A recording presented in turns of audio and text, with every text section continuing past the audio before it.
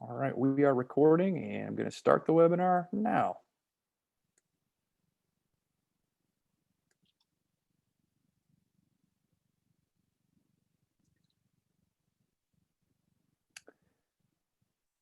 Hello and welcome everyone to Nature Crafts, a nature adventure that will have us creating nature-inspired crafts. We're thrilled to have you join us today. It takes a few minutes for all the attendees to enter the webinar room. So as you are coming in, tell us in the chat where you are joining from, the city and state. And if you are an at-home learner, or if you are joining us from the classroom. Before we get started, we'd like to review a few rules related to the virtual environment. Today, we are using a Zoom webinar room. In the webinar room, you do not have the option to turn on your video camera. You should only see the presenting hosts and panelists for today's program. The chat feature has been set to panelists only, meaning you will only be able to view and chat with our presenters and hosts. This is for the safety and protection of all of us in the virtual environment. At certain points during the virtual learning session today, our presenters may ask you to type in the chat to answer questions or provide feedback. We will let you know when those designated times are. If you have questions, you are welcome to enter them in the chat window at any time. We will do our best to answer questions, but may not be able to answer all of them. Please note that today's session is being recorded. Please be respectful of each other, our presenters and hosts in the virtual environment. Bullying, inappropriate language, or behavior are all grounds for dismissal from the program. Thanks again for joining us, everyone. We're excited to have you all today. If you have not already, again, please tell us where you're joining from in the chat, and if you are an at-home learner or joining us from a classroom. We're thrilled to have you all join us for today's program, Nature Crafts. Today we will be learning about crafts you can make from items found in nature. This program is provided by the North Carolina 4-H Camping Program as part of NC State University and NC Cooperative Extension.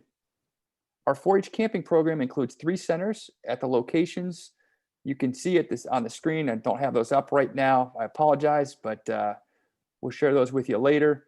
We run fall and spring school programming and field trips at these centers, as well as operate a traditional summer camping program from June through August. To learn more, you can go to nc4hcamps.org, and we'll put that in the chat here as well. So you can click on that and see where our camps are located around the state. And now I'm going to introduce our first presenter today. We have a special guest joining us, Mr. Michael Skinner. Michael is the executive director of the Balsam Mountain Trust, a nonprofit conservation, education, and natural resources research organization located in Jackson County, North Carolina. He has been a professional naturalist and environmental educator for 30 plus years and specializes in all things related to the wonders of the natural world. So everyone, please give us a warm welcome to Mr. Michael Skinner. And Michael, I'll go ahead and turn it over to you. Thank you so much. And I am going to move my camera here for all of you participants today to get a better look at my guest, which has his eyes turned towards me because he knows my voice. So what I'm going to do is I want to introduce you. So I'm going to reach up and grab my camera and bring it around and see if this little guy, there he is. This is Poplar. Poplar is an eastern screech owl. Let's get some light on him. If I can do there we go. So the Balsam Mountain Trust has a small collection of animals that we keep at our nature center. Ross, oh, do you hear that? Oh, I can't, that's good timing. I think he's a little upset with his camera being so close to him. And also that I've gotten him out of bed today because these are nocturnal animals. I'm guessing that you may know what nocturnal means. Eastern screech owls are active mostly at night. And it will be interesting to see what you know about owls, because there's a lot of misinformation out there about them. One of those being that they're active at night. While many are, there's also many that are active in the broad daylight. One found here in North Carolina in particular is the barn owl. I have seen them hunting 24 hours a day, 7 days a week. Now, I know that you're going to do a nature craft here, which is going to be pretty cool, which you'll find out in a little bit after my presentation. This is a bird that you won't see pretty much during the day. I hear them calling at my house up here in Western North Carolina all year round. These are permanent residents. And what's interesting about your nature craft later is you're going to be creating something that will attract the native year-round residents here, which there are numerous numbers of those. Now, this guy is not a seed eater or peanut butter eater, which I think is going to be incorporated into those crafts, into that craft. Rather, this is a tiny bird. And if I can kind of give you an idea how small. So this bird is full grown, and I've got him right next to me here, so you can get an idea of the size. A lot of people think when they see this bird up close for the first time that they think it's a young bird, but this bird is full grown, which means it's going to eat smaller prey than, say, a bigger owl or a bigger bird of prey. Many of you in North Carolina are probably familiar with great horned owls, barred owls, bald eagles, which live here, red-tailed hawks, very common bird of prey that are much larger than this. So this guy is going to prey on mice mostly, but predators are typically opportunistic hunters. They will try and catch things, and if they're successful with it and they don't get injured, then that will become probably a staple part of their diet. But because rodents are so common here, and rodents a lot of times are active at night, that's what these birds specialize in, is hunting at night. They have the really big eyeballs right there that are used to gather light in low light situations. They also have incredible hearing. See if you can see what's called a facial disc on this bird. You see the little marks. It looks like a little radar dish around their eyes. And these feathers are stiffer than the rest of the feathers on this bird's body. Those stiffer feathers allow sound to be directed to their ears, and their ears are somewhat offset. Usually, if you have classmates, look at each other's ears for a second. You can't see this bird's ears because they're covered with feathers, but your ears are pretty much across a single plane, kind of running across, right across between your eyes and your nose from one side to the other. Oh my goodness, look at him turn his head. Wow, that's cool. That's another thing to talk about too, because a lot of people think that owls can turn their heads all the way around. Well, if they did that, they would probably pop off. They do have specialized vertebrae and muscles, vertebrae in their neck. You folks, as humans, have 7 neck vertebrae. These guys have twice that many. They have 14, which allows them a lot of flexibility. So I have actually tried to measure how much this bird can turn its head one direction, and it can be upwards of about 220, 230 degrees in one direction. And you know how many degrees are in a complete circle, right? Everybody? That's 360. And look at that. Oh my good. Oh, wow. He's just like, okay, I'm gonna demonstrate what Michael's talking about. This is so cool. And so this is a bird, if you can see these little tufts, try to get a good look here, right there. You see that coming off the back behind his eye? Those are called ear tufts. And while a lot of people think those are ears, they are not. Those are called ear tufts. And members of the horned owl group, which include great horned owls, use these as a way to express kind of concern. It also, when this bird is roosting, it will roost if it's not nesting in a cavity. It will just, when it goes to sleep at night, it'll just stand on a branch right next to the trunk of a tree and stretch itself out to look really long. And look at the color of those feathers. Those feathers remind you of anything? Maybe the bark of a tree. They can hide really, really well in the woods. So there's a lot of things about these animals that just make them perfectly suited to hunting at night and living in the forest. Another adaptation that these birds have, I mentioned about how stiff the feathers are around the eyes to direct sound. They also have in the rest of their feathers are really, really soft, which helps absorb sound. And if I can get him to flap his wings a little bit, he's probably not going to want to cooperate. Owls have a specialized feather right on the outside of their primary feathers, which is on the outside front part of the wing. It's like a comb, like you would use to comb your hair.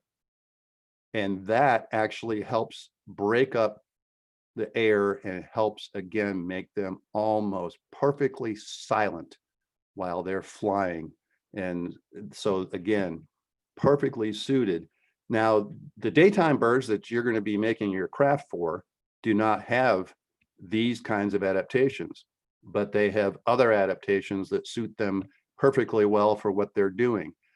As seed eaters, if you're going to be making a craft that's going to include bird seed, there's going to be certain birds that you can talk about, like cardinals. They're referred to as grosbeaks. They have very heavy bills specialized for cracking seeds. There's also another bird here found in North Carolina called a crossbill, which is actually specialized to find and open seeds. They're really amazing. Nature, you guys, nature is absolutely amazing.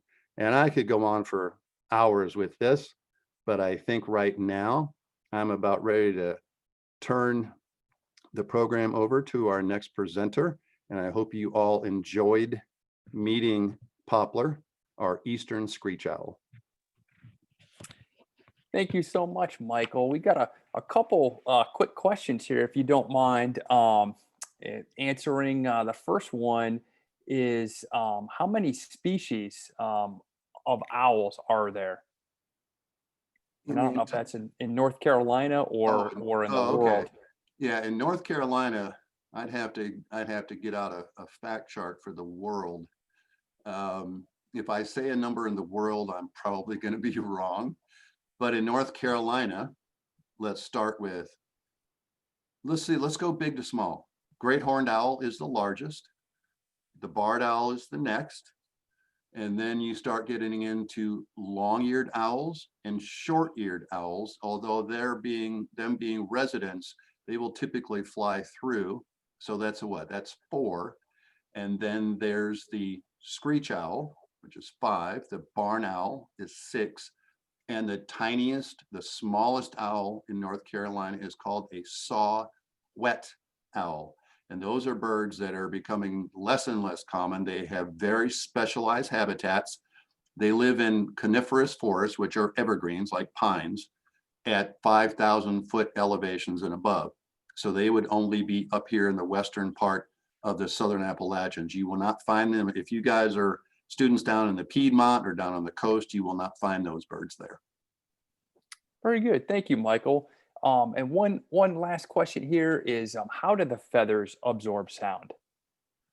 The feathers absorb sound because there is, well, here, let me do this again. Easy to demonstrate probably this way.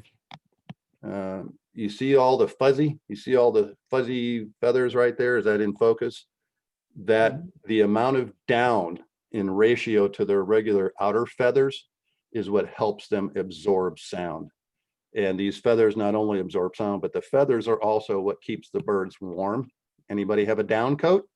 Well, the down comes from waterfowl like geese and ducks. And then the outer feathers, they actually, all birds have a gland at the base of their tail that they use to what's called preening, or taking care and waterproofing their feathers, which is taken to extremes in ducks and geese because they bob on the water because they have so much oil in their feathers. Neat. Very cool. Thank you for answering those questions. We appreciate it. I know some other questions have been coming in here, but because we have two other parts of our session today, we're going to continue moving on. And then if we have time at the end, we'll try to answer some of those questions. But please, again, if everyone could give a nice thank you to Mr. Michael Skinner for joining us today and for sharing his friend, the Eastern Screech Owl, with us. That was a lot of fun. So thank you, Michael, for joining us today. All right. Next up, we have our Eastern 4-H Center, our center director, Miss Jen Standish, and she is going to be doing our first nature craft with everyone today. So I'll let her explain and turn things over to Jen. Hi guys. So first I'm going to share my screen with y'all so that we can look at the top 10 North Carolina bird species that you might see in your backyard, just to kind of give you an idea of what you might be seeing out there.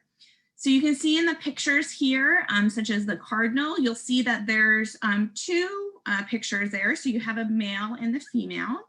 The male is on the left, the brighter one, and then the female's on the right, the little bit more muted one. And some bird species do this for the males, one, if they're brighter, to attract the females. And then also with the females being a little bit more muted in color, they can blend into their surroundings when they're sitting on their nest. So you'll see there that there's a couple species that we're showing here that have that adaptation. Depending on where you are in North Carolina, you might get a few more of these, and depending, where you are. So we just wanted to give you an idea on this. Now we're going to do a bird feeder here. The ones on here, the mourning dove and the dark-eyed junco, those guys are ground feeders. So they actually prefer to eat on the ground or have like a big platform.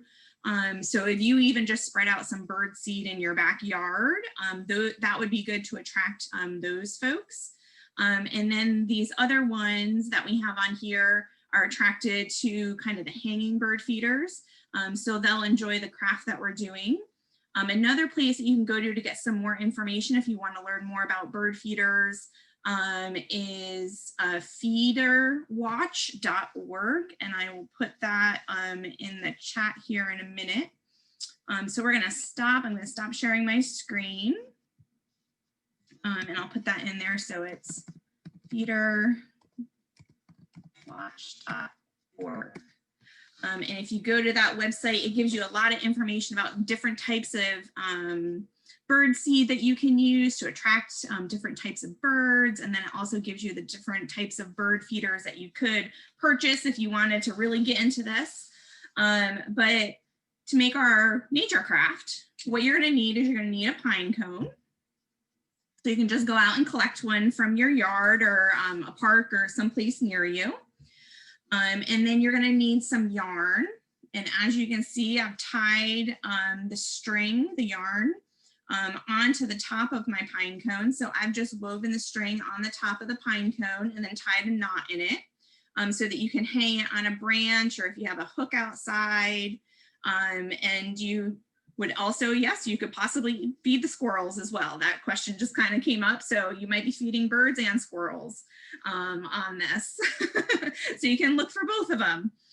And then what you're going to need is some sort of nut butter. You don't have to use peanut butter. That's what I have. But you can use any type of nut butter just in case you have any allergies in your house. So if you need to use soy butter, anything like that would work. And I would tell you to get a paper plate or a plate from home and scoop out of the jar and put that on the plate that you're using, because you don't want to keep putting the knife and I just have a plastic knife here, back into your jar of nut butter, because then you've contaminated it after it's touched the pine cone. And you don't want to do that. So if you put a big scoop of the nut butter on a paper plate, you can see here that I've done that to kind of keep that contamination down, so you don't have to throw that whole jar away. So what you're going to do here, you can see that I already have some peanut butter spread on here, but you're just going to take your nut butter and you are just going to spread it all over that pine cone.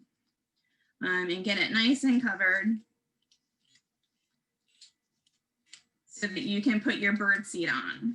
Okay, so once you have all of your nut butter spread out on your pine cone, what you need to do is take whatever bird seed that you have, and you can go to the store, you know, a lot of stores like Walmart, or if you have like a hardware store near you, like Lowe's or Home Depot, any place like that, you can get bird seed. And you can get a bag of it, and you can keep kind of making them and refilling them to keep the birds coming, or the squirrels, like we were saying. I would just put some bird seed on another plate so that you can roll it once you get your nut butter, and then you're just going to roll it around to cover it. So you can all see there that I've just covered this whole pine cone with our bird seed. And then I can go outside and hang that up, and then I can keep an eye on it for the birds and see how they're eating it, and replace it whenever I need to, because you'll have the supplies already at home, so you can kind of keep watching. And you can keep a tally of the birds that you're seeing, so you can start looking them up and maybe try to identify the birds that you're seeing and keep a tally of what you're seeing through the winter. So that you can kind of just know it's in your backyard. So that was our first craft for you to kind of get you outside and get you to see what animals might be in your backyard, especially your birds.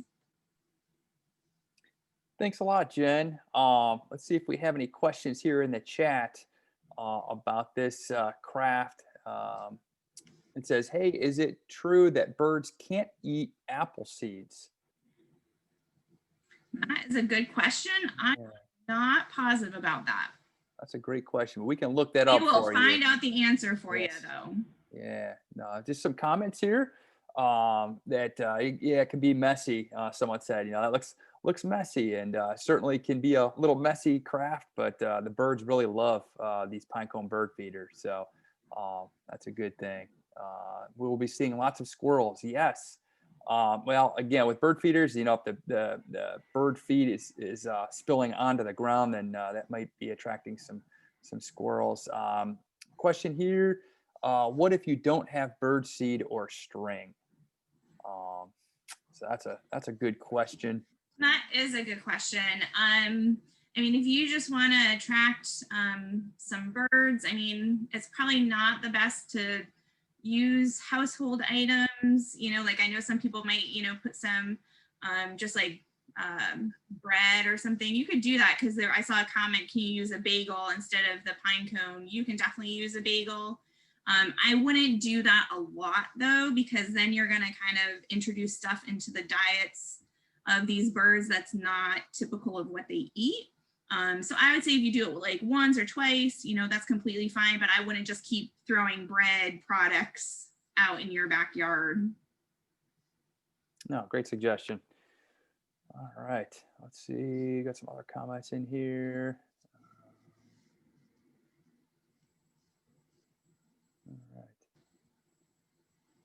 All right, does anybody else have any questions for Jen about the pine cone bird feeder, how that's made, or anything before we move to our next craft?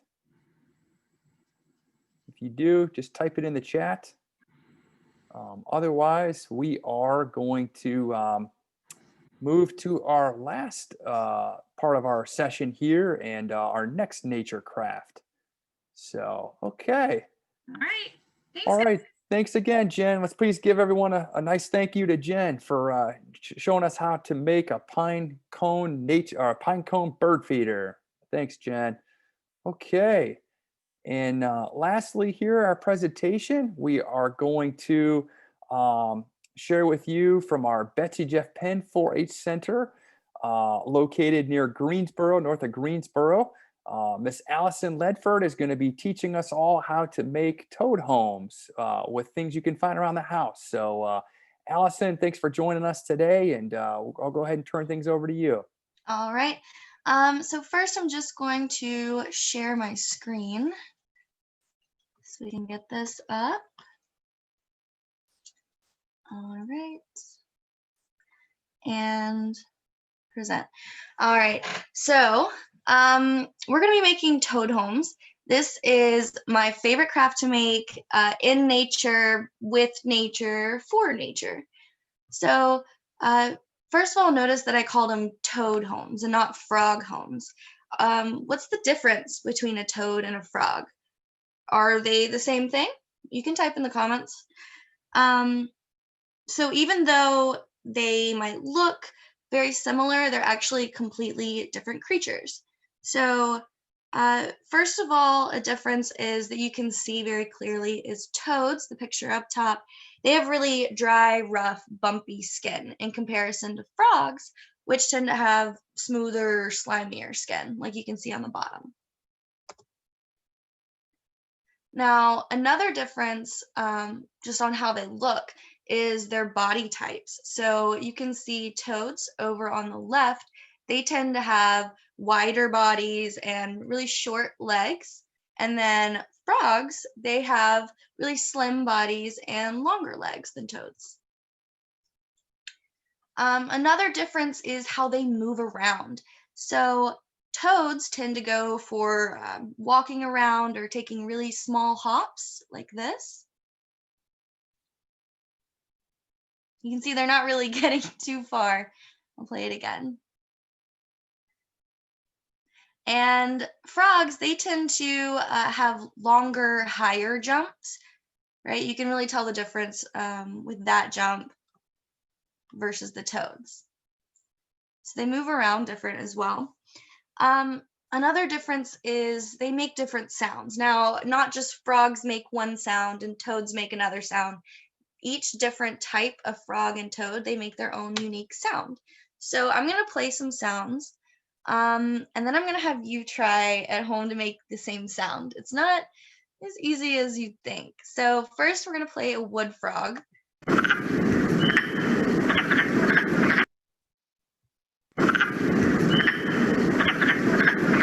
And see if you can try to make that same sound. Next, we're going to hear an American toad. So this is what their call sounds like. It's a lot different. And now you try to make that sound at home. And next, we're going to hear a spring peeper frog.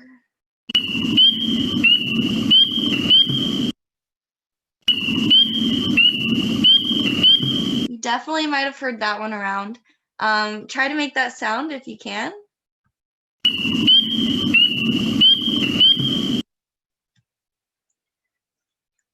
Awesome. So along with different sounds, they also have different habitats. So what is a habitat? It's basically comprised of three things that a living being needs to survive.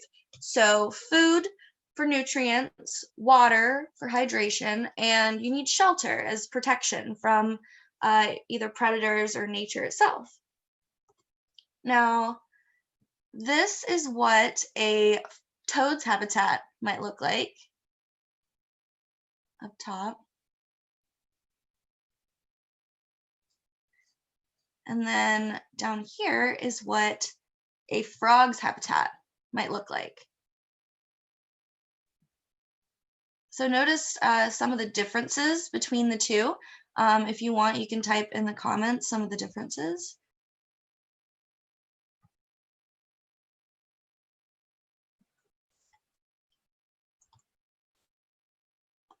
So food. Now, toads and frogs usually eat the same types of things, right? They eat different types of insects, sometimes worms and slugs, really whatever they can find that they can eat, and they tend to share similar diets.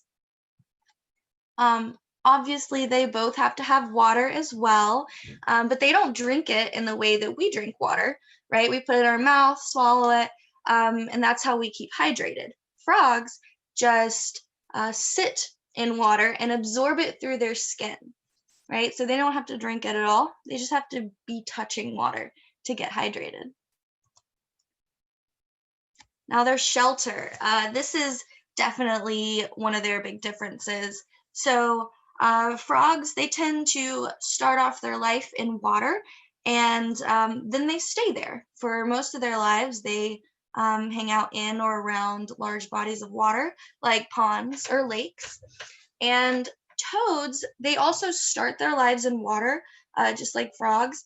But the difference is the older that they grow up, the further and further away from the body of water they like to go. So eventually, for most of their adult lives, they're on land.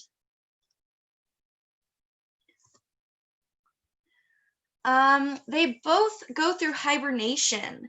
So a lot of animals go through hibernation. It's not just frogs and toads. And I think typically when I think of hibernation, I think of bears sleeping for the entire winter, right? Hibernation isn't actually going to sleep though, which is, I think, is pretty cool. So it's a time of rest and inactivity through the winter, but they're not actually going to sleep.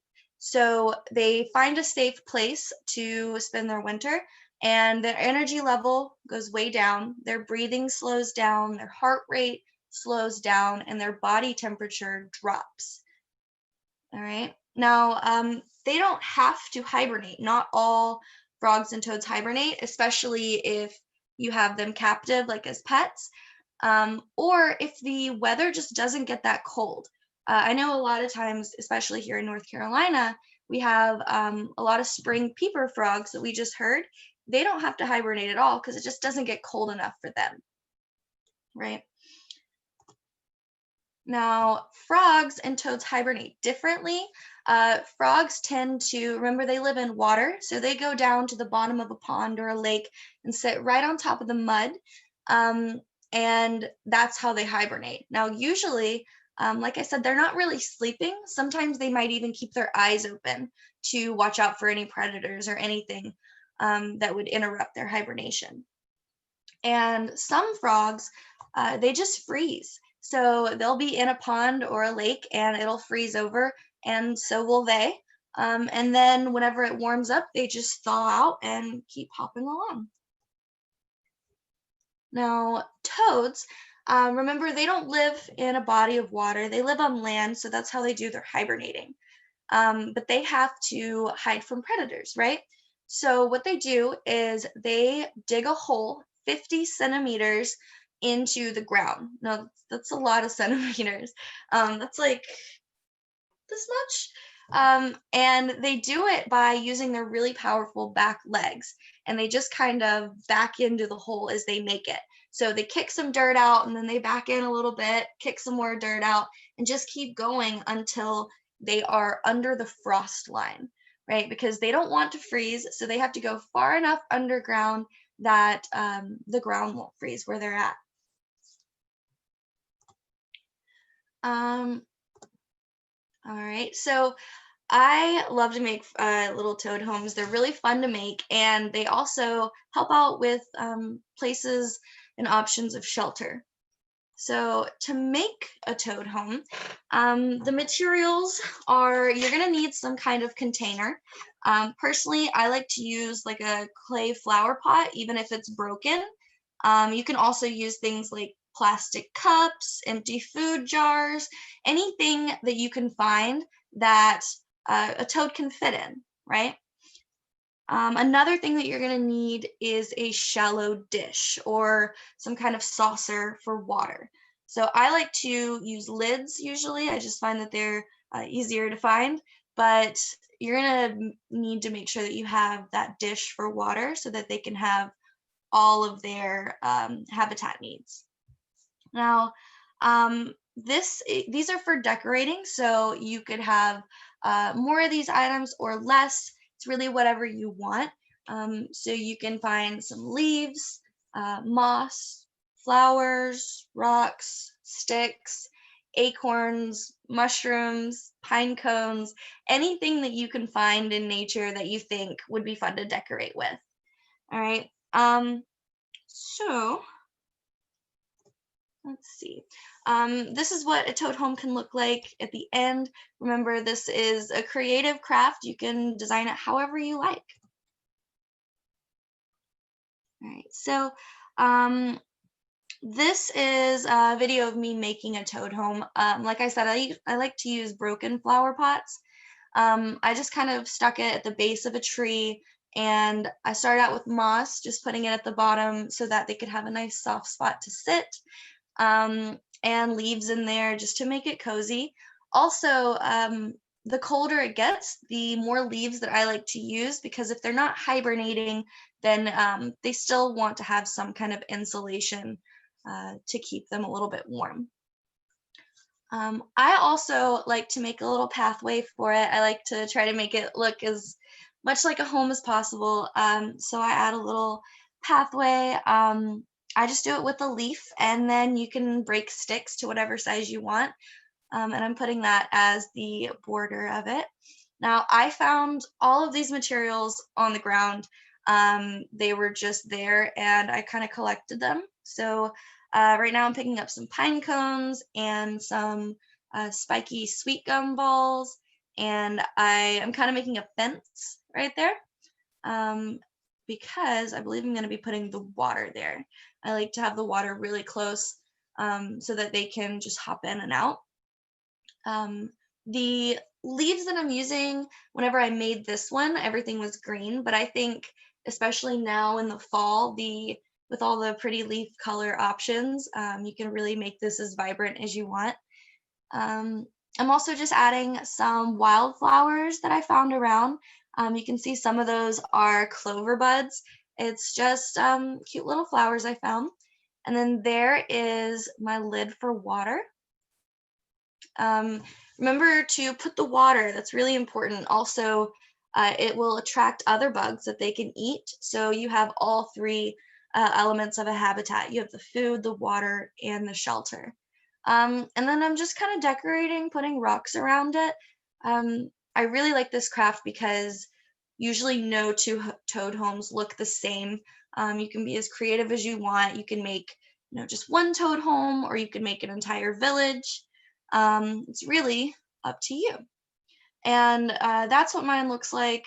You can tell I didn't even use all of the materials I listed. I don't think there's any mushrooms or pine cones in that one. But make sure to check on your toad homes day after day, to see if there are any creatures inside, because you might find more than just toads. All right. And that's it for me. Do we have any Great. questions or?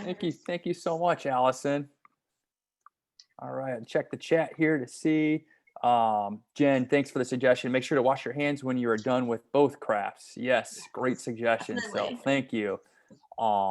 Hey, nice. It said, thank you, very nice. This is a fun craft. Someone said here, we found a frog in a sand hole behind our grill. Yeah. Interesting. Yep. Yeah, very cool. Here's a question from Michelle. How long will it take for toads to get in there? That's a great question. Really, it depends on the toad. So I built a toad home, and I went back the very next day to check on it, and that's where I got the picture of the toad sitting in it. It's up to the toad. You might go and check, and there might not be anything, but it's definitely fun it's a little surprise every time. Yeah, very, very nice. So we did this during our virtual camp out in June, and this was one of the nature crafts that we did. And then we had our campers and parents share photos from their toad homes. And I remember it was like the same day we were seeing photos of toads in their toad home. So pretty neat. It could be a matter of hours. It could be a matter of days. So definitely something you want to get out and try. Get out there and try. But That's it for our session today.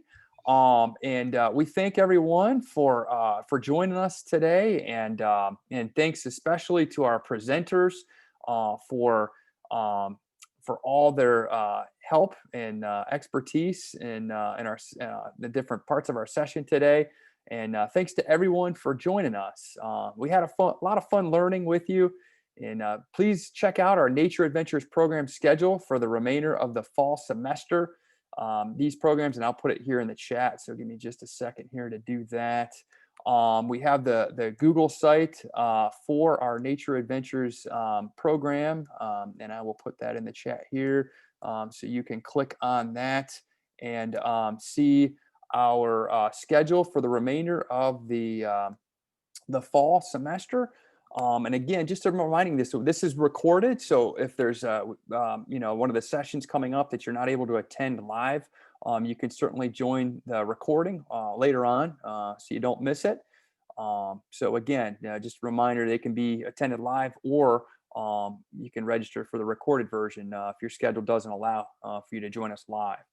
But if you are interested in learning more about North Carolina 4-H or joining your local 4-H program, please, and let me put that in the chat here for our 4-H program. If you wanted to join us or learn more about 4-H, I'm going to put that in the chat here as well. And oh, all right, somebody said they're a 4-H member. Excellent. All right, thanks, John. I'm glad to hear you're a 4-H member. And oops, let me get this here and copy this for you. If you are interested in learning more about 4-H and joining 4-H in your county, there's the link in the website. So you just click on that, and then you navigate through the menu to about joining 4-H and getting in touch with the 4-H agent in your county. We have a 4-H agent in all 100 counties, plus the Eastern Band of the Cherokee Nation, and they facilitate the 4-H program there locally. So you can learn more by reaching out to your 4-H agent in your county. So, all right, that's it for today. We hope that you will join us for the next Nature Adventures program, which will be outdoor survival skills, scheduled for next Friday, November 20th at 9 a.m. And I will be leading that one. That we also did as part of our virtual camp back in June. So we'll hope that you're able to join us for that. And thank you all again for making time to join us today. We hope you had fun. We hope you learned a lot. And thanks again. Special thanks to our presenters this afternoon. And we'll look forward to seeing you all for our remaining Nature Adventures sessions. Thanks, everyone. Have a great afternoon, and we'll see you soon.